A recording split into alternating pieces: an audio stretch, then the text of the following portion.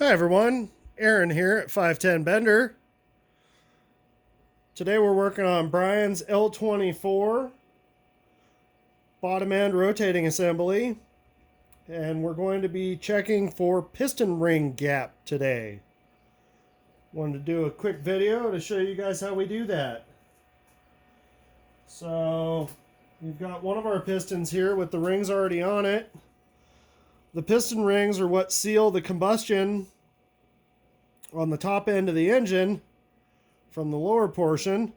So you've got your oiler ring here that provides your lubrication for the cylinder walls. The next ring is your wipe ring that seals between the combustion chamber and the lubrication of the side walls of the cylinder bore. And then your top ring is your sealing ring that seals the combustion chamber.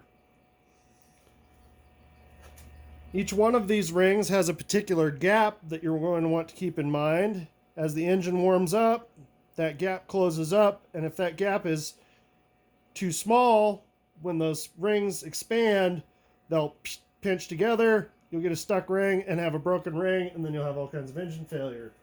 So we don't want to have that. So what we'll do is we'll go through and we'll confirm our piston ring gap.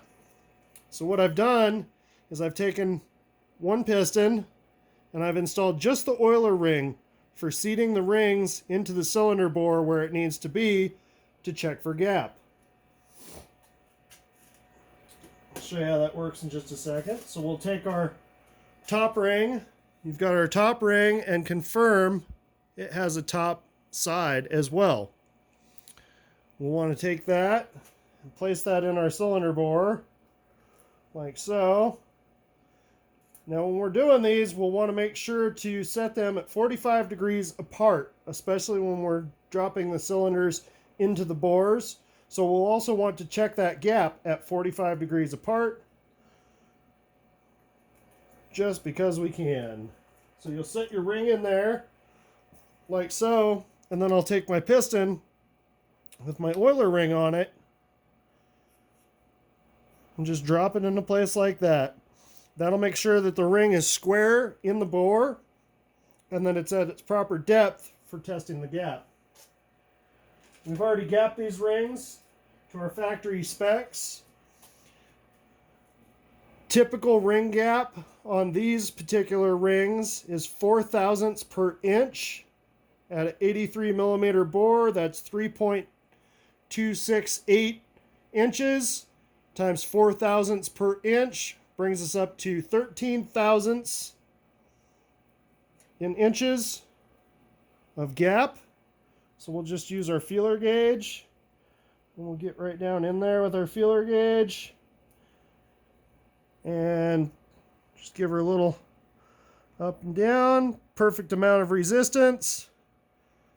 We'll confirm that that is our 13 thousandths. And then we'll move on to our next ring, which is our second ring. Once again, keeping in mind, so this is the wipe ring. This one actually has a bevel to it. This one has a bevel to it that wipes the oil back down into the cylinder walls. So we'll set that one at 45 degrees off. We'll just get that in there like that.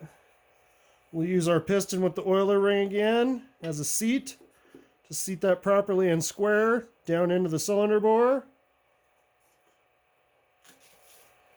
We'll come back with our feeler gauge. The second ring down has less of a gap than the top ring. Follow your factory service manual for specs on that, because that second ring doesn't see as much heat as the top ring. And we'll confirm that we have the same amount of resistance and the proper gap, which we do. This one in particular happens to be at 10 thousandths.